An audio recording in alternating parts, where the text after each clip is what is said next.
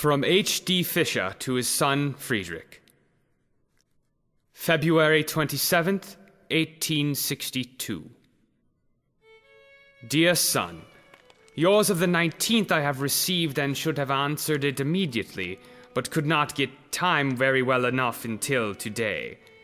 The arguments in your last letter are right enough. I cannot help to agree with you in most instances, but I believe if you conclude to go into farming, it is getting time for you to be on a farm and learn to get used to everything which is necessary to be a good farmer, which is by no means a very easy task.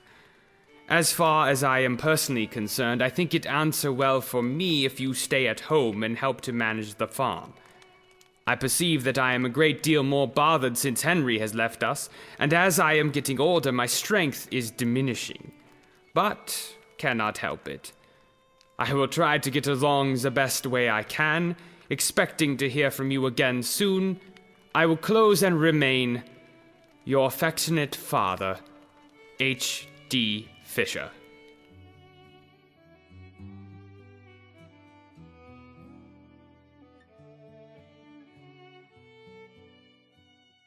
From Augustus Fisher to his brother Frederick, December 7th, 1862.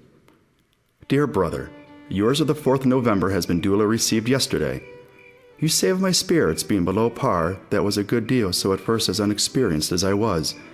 But it is getting better the longer we are here.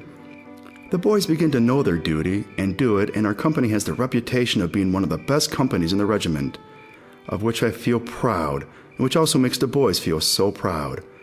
Some of the best men don't care much about some officers, but I will close in hope of soon hearing from you. I am your affectionate brother, A.H. Fisher.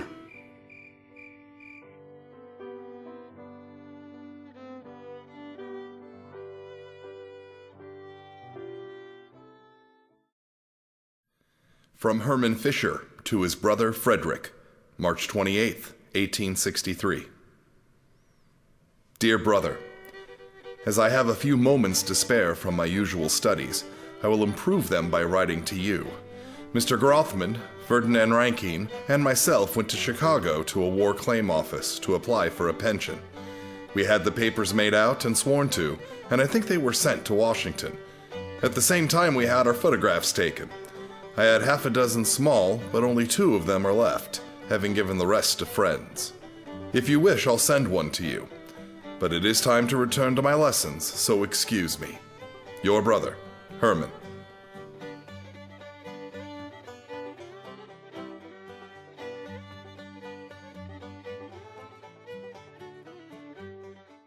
From Augustus Fisher to his brother Frederick, April 2nd, 1863. Dear brother, yours of the 24th has just come to hand, and according to your wish I answer it immediately.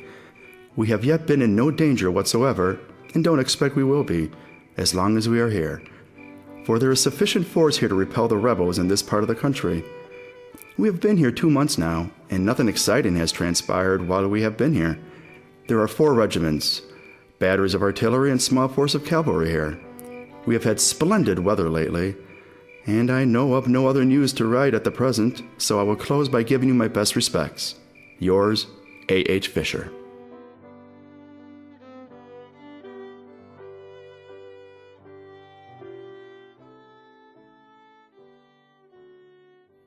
From Augustus Fisher to his brother Frederick, August 7th, 1863.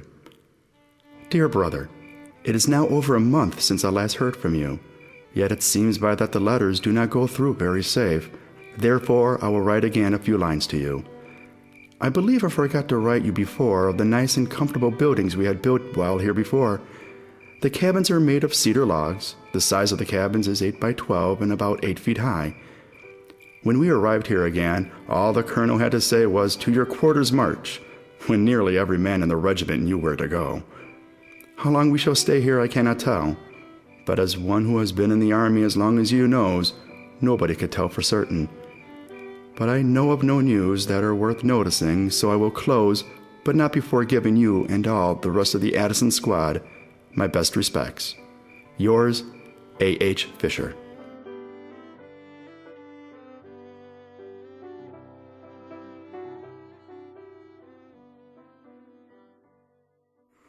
From Augustus Fisher to his brother Frederick. September 4th, 1863. Dear brother, having a few hours of leisure, I will participate in the enjoyment of addressing a few lines to you. We are in camp only a few hundred yards outside the city limits. Nashville is a nice city, contains about 16,000 inhabitants. There are some splendid public buildings in it, such as the State House, the Zollicoffer House, etc. The former excels everything I have seen yet. There are also some splendid residences around the city. I've had no letter from you since the one you wrote on the 4th of July, so I will close hoping to hear from you in return. I remain your affectionate brother, A. H. Fisher.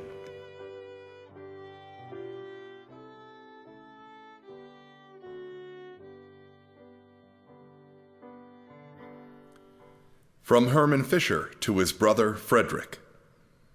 October 1st, 1863. Dear brother, our cousins are exasperated because you do not write to them. Some few weeks ago Sunday, Miss Caroline spoke about it. She called you, I don't know what, and stated that perhaps she would write to you, but she was afraid you would not answer. I assured her you would, but she hesitated, thinking it unbecoming to write to a soldier or any other man without being asked by him. If you wish to avoid being lectured by the young ladies on your return, make peace with them by satisfying their desires immediately. In hopes of speedy answer, I remain, in haste, your brother, Herman.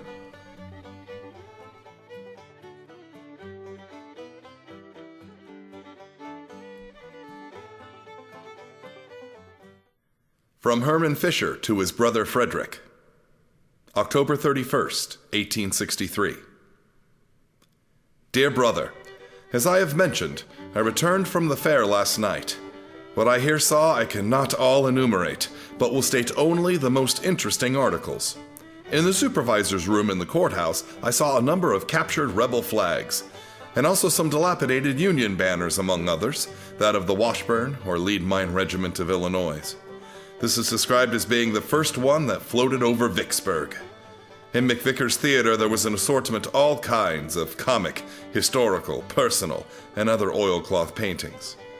There were 2 pictures of Governor Yates, several of General Grant, life-size, and a lot of others too numerous to mention. For this time I will have to close, as I know no other news to communicate. Your brother, Herman.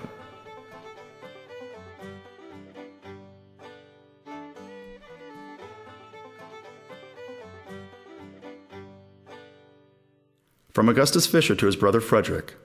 December 3rd, 1863. Dear brother, your welcome letter dated October 3rd has just come to hand and contents noted. I was much pleased to learn that you was well yet. We have been at Nashville over 3 months now, although we have to go on picket duty and train guard duty. Trains run from here to Stevenson, Alabama, 113 miles, and sometimes to Bridgeport, Alabama, 10 miles further. A trip generally takes 2 days. That is if they go on time, but so many accidents happen on account of the bad track that it sometimes takes 3 or 4 days and even a whole week. But I'm afraid that I occupy your time too much, as I have nothing of importance to write. Therefore, I will close for this time by giving you and all acquaintances my best wishes and respects, hoping soon to receive an answer. Your affectionate brother, A. H. Fisher.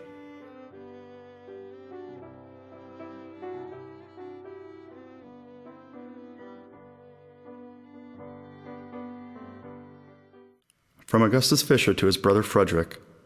January 16th, 1864.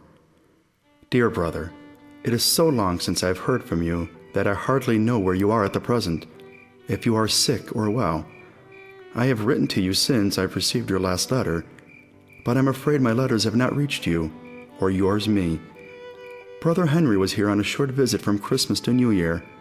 At that time, all at home were well. I have not heard from there since.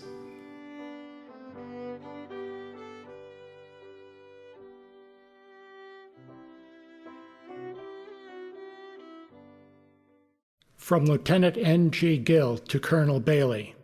January 26, 1864. Colonel, I take great pleasure in saying that the non-commissioned officers and privates of my company to be transferred to your regiment are each and every one of them good men, and have proved themselves brave and good soldiers by faithfully performing all duty assigned them. For 2 years and 5 months they have been with me in the service, and as such I cheerfully recommend them to your confidence. Sergeant Martin, Corporal Fisher, and Private Smart and Aiken I call your attention to particularly as men especially worthy of confidence and promotion, and I can most sincerely say that there are no 4 men in my company that I should more regret parting with than those. Yours truly, Lieutenant N.G. Gill, Company B, 33rd Illinois Volunteers.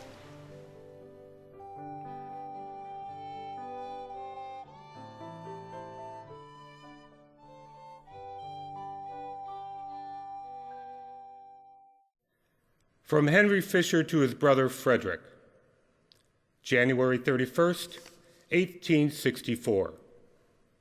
Dear brother, yours of the 28th December was received a few days ago, and I acknowledge that we have been backward in corresponding. I hope it is excusable. Though it appears that you think it a trouble to me to read letters from you, this is a mistake, for I can and with pleasure do read letters from you while I hold my little Elvina, which is not an unpleasant task neither, for she is a very pleasant little thing. She is very healthy, with cheeks as red as rosebuds. Although 11 months old, she cannot walk, but is growing very strong now, and I hope will soon learn.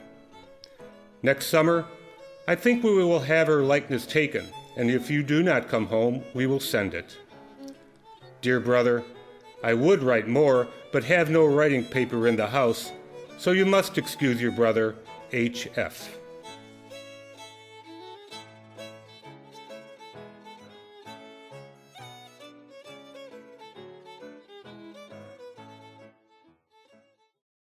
From George Fisher to his brother Frederick, February 14th, 1864. Dear brother, we received your letter, and we were very glad that you wrote again. We have not received a letter from August for a long while.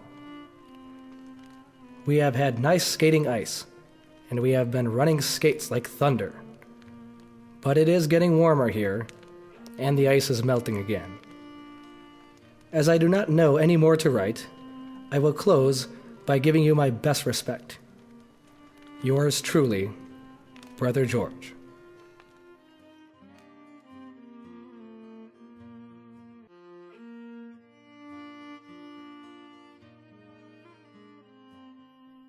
From H.D. Fisher to his son Friedrich, February 14th, 1864.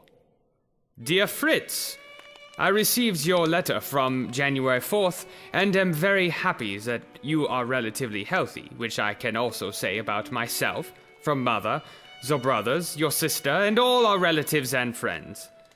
Have you heard how your brother August is doing? He has not written recently, but did send home a coat and blanket. Many others in his company did the same, since they probably had to leave Nashville for, what is it called? Bridgeport by Chattanooga.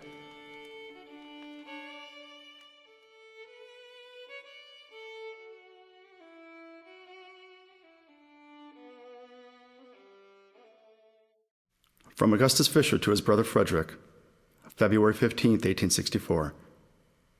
Dear brother, I received your letter dated January 16th yesterday while on picket and therefore could not answer it immediately. I have been waiting anxiously for a letter from you and was therefore very much pleased to learn that you was yet in good health.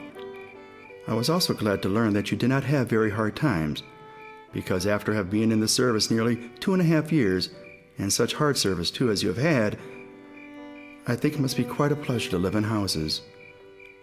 Yesterday we received orders that 5% of the troops were allowed to go home on furloughs. I think our regiment has been very lucky in most all cases. This is the second time that men have been furloughed in our regiment since we've left Chicago, while some regiments that have been in longer than we have not had the same opportunity. but I will not detain you any longer at the present, so I will close by giving you and all old acquaintances my best respects. Your affectionate brother, A.H. Fisher.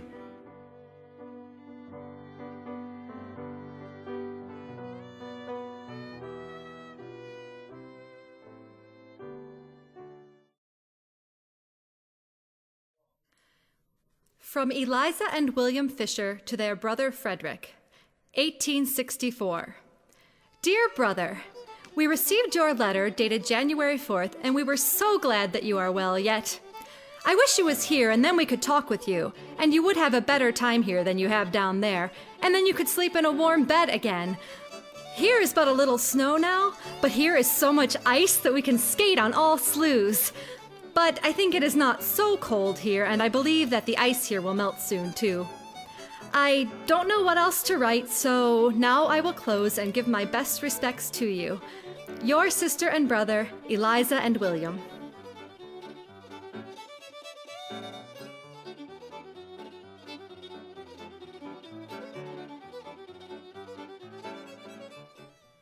From Herman Fisher to his brother Frederick, March 13th, 1864.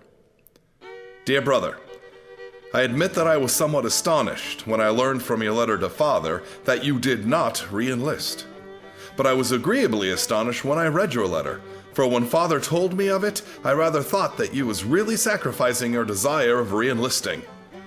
But when I read your letter, I found that you had other reasons for not doing so, for I think that you have done enough. And if any further soldiers should be needed after your time is up, then I hope you will be content to stay at home and let me enlist. For as long as you are gone, I will have to stay at home. Last Thursday evening, Governor Yates speeched in Bryant Hall, and I went to hear him. I was pleased with the entertainment, and he said, "The meanest creature that God ever made, if he ever did make him, is a copperhead." I will try to get the Tribune when I get back to Chicago and send that to you that you can read the speech yourself. Your brother, Herman.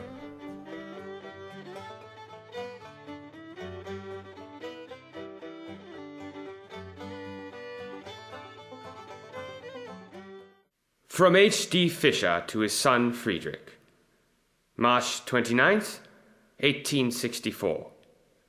Dear son, you probably have been waiting a long time to get a letter from me. I wanted to write you sooner, but since I had a lot to do, and since I have not had something very interesting to report to you, I just kept pushing it off. I gleaned from your letter of February 8th that you did not re-enlist, and that the 33rd Regiment is on its way home. Since you now only have a short time of service left, we are hopeful that you will happily finish it. Besides these things, I cannot think of anything important to say. We have not gotten much news from the seat of war, which means the newspapers are talking a lot more about the next presidential election, where Abraham Lincoln will probably be re-elected. Write as soon as you can, since we want to hear how you and the others are doing in the 99th Regiment, and since, like I already said, there's nothing else of interest to say, I will close with my own greetings. Your father, H.D. Fisher.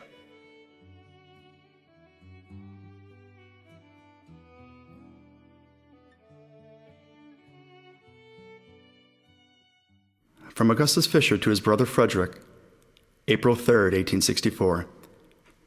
Dear brother, I received your interesting letter, and I did not have time to answer it immediately, or I would have done so.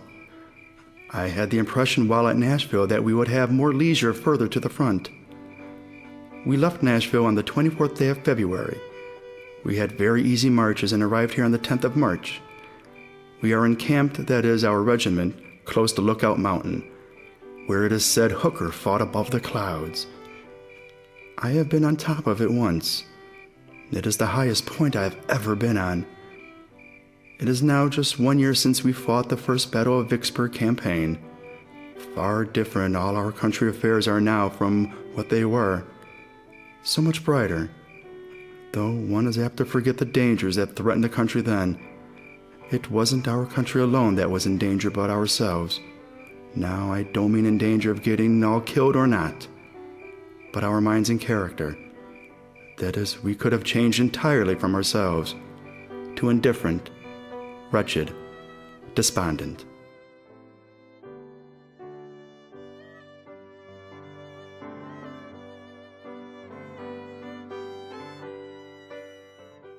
From H.D. Fisher to his son Friedrich.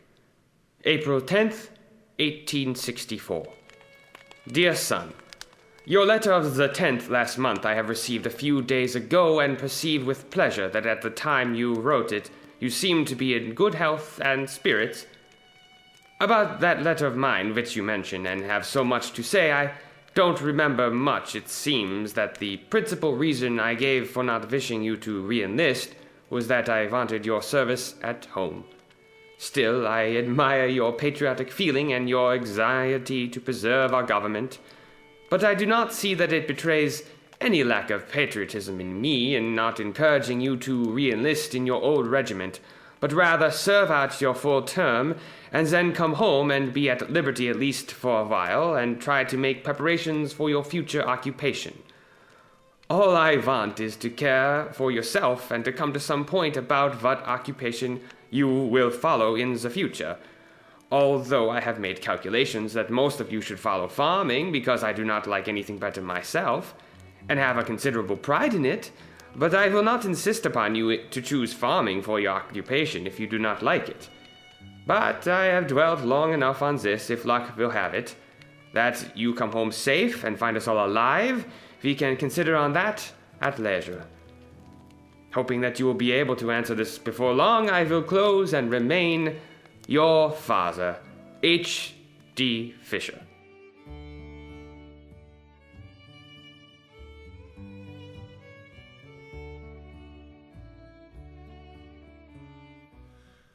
From Herman Fisher to his brother Frederick. May 29th, 1864. Dear brother, we received a letter from August dated May 20th, a few days ago, of which the following are extracts. On the 15th, we had a hard fight with the Rebs.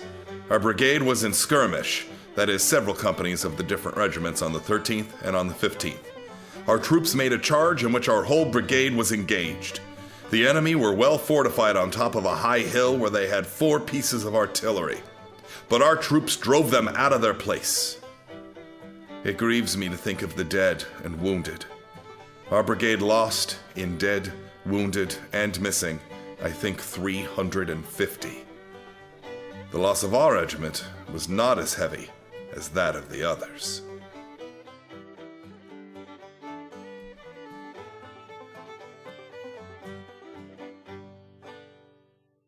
From Augustus Fisher to his brother Frederick, July 13th, 1864. Dear brother, having at last come to a stop for a little while, I thought I would write a few lines to you. On the 3rd, our army commenced to move again, and we ran into a rebel battery placed in good position. A artillery duel commenced which lasted about 40 minutes. The rebel battery fired very accurate. The shells came very close to us. 1 man was killed and 2 wounded of our regiment. 1 shell burst among the boys of our battery, wounding 5 more, killing 1 horse and wounding another of the battery. At present, our corps is about 2 miles from the river Chattahoochee. We came here on the 6th. The Rebs are about half a mile in our front. They had very strong works, but left them and crossed the river on the night of the 9th. I was on picket at that time. On the morning of the 10th, our picket advanced to the river and are now on one bank, and the Rebs on the other side, about 200 yards apart. It seems by all appearances that we will rest here for a while. We sometimes hear a cannonading in the direction where our men are across, but in front of us, everything is quiet. I know of nothing else to write at the present, so I will close by giving you my best wish and respects. Your brother, A.H. Fisher.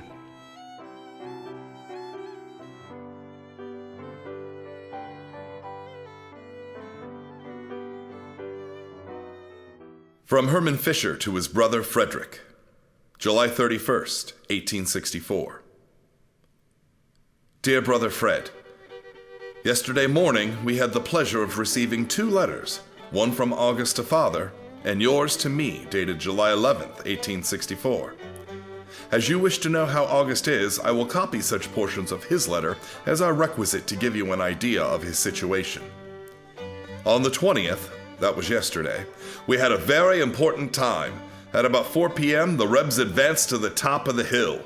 We also. They came to the top before we did. But they could not stand our fire. They fell back, and we drove them from the hill. The Rebs left many dead and wounded on the hill. We also took quite a number of prisoners. Our regiment took one banner belonging to the 12th Louisiana Volunteers. I am confident of success. Atlanta soon must fall.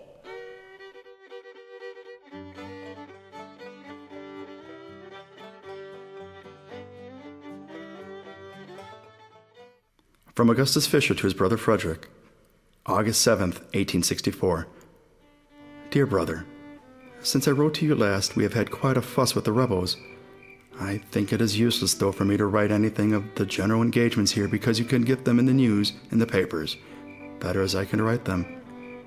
I suppose you have read everything about Hooker's fight at the Peachtree Creek on the 20th of July. Well, it was the first fight that we had with the rebels on open field without breastworks on either side. I could assure you it was quite a different thing from what it was at Ruska, Georgia, when A. Ash was killed.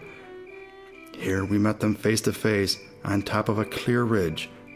One side had as much chance as the other, our side having some advantage in the artillery. While at Ruska, we had to march through a dense pine thicket up a hill. Bullets, grape, and canister whining around our heads, and no enemy to be seen.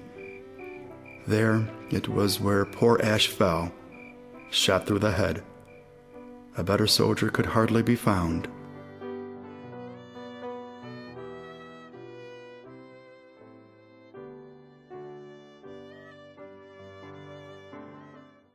From H.D. Fisher to his son, Friedrich, August 13th, 1864.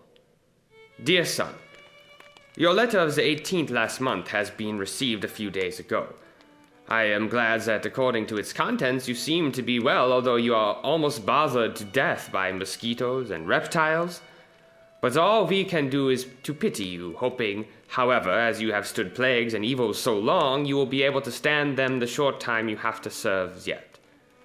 After a while, you may come to have ample time just yourself. Harvest has come on pretty early this year, for if we have one more week favorable weather, we will nearly be done stacking crops. As I do not know anything more of interest to write about, I will close herewith, and by giving you my blessing and best wishes remain your father, H.D. Fisher.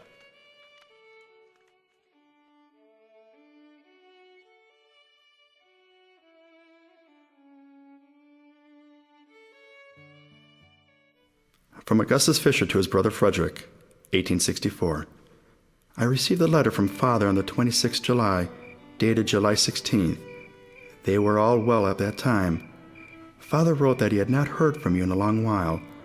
I wish if you write again you would write something about my acquaintances in your regiment, who has re-enlisted and who has not, how those that did not re-enlist feel about going home.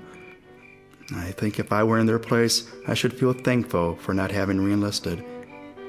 I do not know anything else at the present, so I will close by giving my best wishes and respects to you and all acquaintances. Your brother, A. H. Fisher.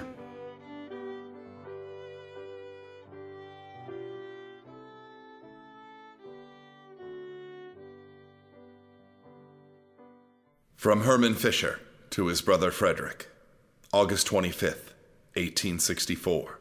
Dear brother, sad and melancholy are the news that force me to write to you. Our beloved brother Augustus is no more. Sorrow and mourning prevail in our household. Father just returned from the mill. His agony cannot be described as the sad news that awaited him. The colonel says his body will be sent home as soon as permission is received. Thus, dear brother, the effects of this cruel rebellion are for the first time deeply felt in our midst. It is indeed bitter to think of the amount of misery in every shape caused by the rebel leaders. Many a youth has laid his life on the altar, and many lives will, I fear, yet be necessary. But it is unnecessary and useless to lament. An Almighty reigns, and He will lead us through this war, and close it when He sees fit. His will be done. Your mourning brother, Herman.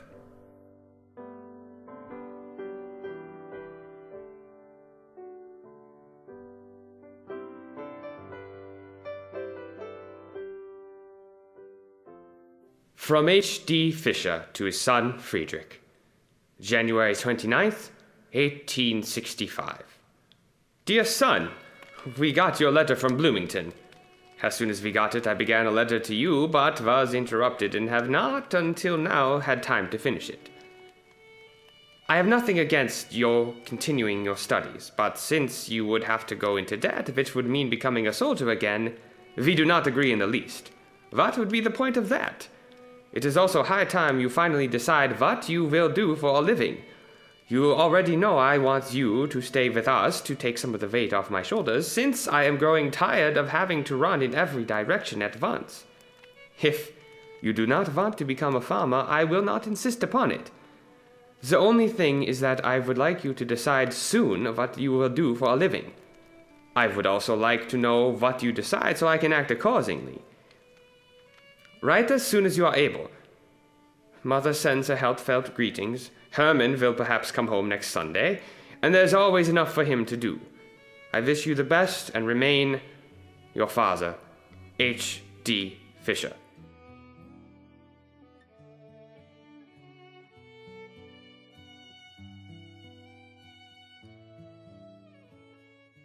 From Lucius Rogers to Frederick Fisher, January 12th, 1865. Dear Fred, when I arrived here on Christmas Day from the north, I found your letter of October the 8th awaiting my arrival. You must excuse my tardiness in writing. At the time your letter was written, we were out on the broad Atlantic steaming from New York. You perhaps remember that when you left, I was expecting a furlough. It came at length. I left here on the 3rd of October and sailed from New Orleans for New York the 5th on the U.S. steamer Cauhaba. We had a pleasant trip. Made the run through to New York in 8 days, stopping at Fortress Monroe on our way. We arrived at New York on the 18th. I stopped there at the Soldiers' Home something more than the day before, starting for my brother-in-law's in Easton, Connecticut. I had a very pleasant sojourn among the grandmothers and good old-fashioned people of that region. And now I'm back here again in the sunny South, about as well as ever and ready for 2 more years of service. As I have filled my sheet, I will close. Hoping to hear from you soon. Yours, Lucius Rogers.